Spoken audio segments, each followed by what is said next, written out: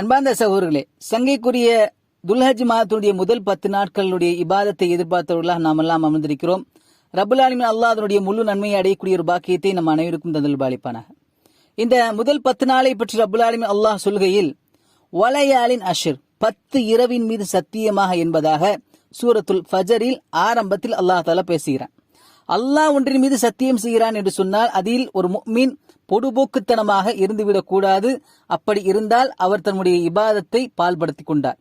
அன்பார்ந்த சகோதரர்களே, இந்த 10 இரவை பற்றி தெளிவுபடுத்துகையில் இப்னு அப்பாஸ் ரலியல்லாஹு அன்ஹு அறிவிக்கிறார்கள், அவ்வலு மின் தில் ஹிஜ்ஜா, அந்த 10 இரவு என்பது துல்ஹஜ் மாதத்தினுடைய முதல் 10 இரவு தான் என்பதாக இப்னு அப்பாஸ் ரலியல்லாஹு அன்ஹு அவர்கள் விளக்கத்தை சொல்கிறார்கள். அப்ப இந்த முதல் 10 நாளுடைய ஒரு முஃமினுடைய நோக்கம் என்னவாக இருக்க வேண்டும்? குர்பத்து இலல்லாஹி தஆலா, சொல்லால் செயலால் நம்முடைய அனைத்து விதமான எதிர்பார்ப்பு அனைத்தும் அல்லாஹ்வுடைய பொருத்தத்தை கொண்டு அல்லாஹ்வை நெருங்க வேண்டும் என்பதை தாண்டி எந்த ஒன்றும் நம்முடைய உள்ளத்தில் என்ன செய்யக்கூடாது? அழுக்குகள் படிந்திருக்க கூடாது.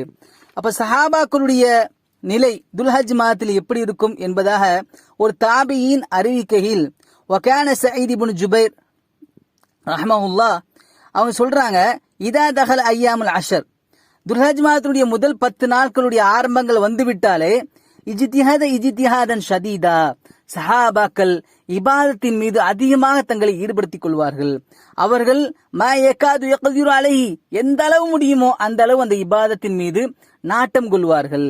அப்போ ஒரு சஹாபாக்களுடைய வழிமுறையை உண்மையில் நாம் பின்பற்றக்கூடியவர்களாக நாம் இருந்தால் ஒரு முஃமினாக நாம் நம்மை கணக்கிட்டுக் கொள்ள வேண்டும்.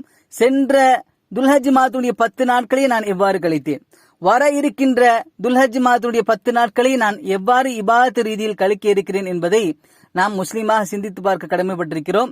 ஆடு பிடிப்பதை மட்டுமே நோக்கமாக நாம் கொள்ளாமல் மற்ற இபாதத்தின் மீது நாம் ஆர்வம் கொண்டோம் என்று சொன்னால் இந்த துல்ஹஜ் மாதத்தில் ஐவேளை கடமைகளை சார்ந்த எல்லா விதமான இபாதத்தையும் ஒரு முஃமினால் பெற்றுக்கொள்ள முடியும். அந்த இபாதத்தை முழுமையாக செய்யக்கூடிய ஒரு பாக்கியத்தை ரப்புல் ஆலமீன் அல்லாஹ் நம் அனைவருக்கும் தந்தல் பாலிப்பானாக. அஸ்ஸலாமு அலைக்கும் வரஹ்மத்துல்லாஹி வபரகாத்துஹு. யாசிர் இப்னு சுலைமான் சேட்.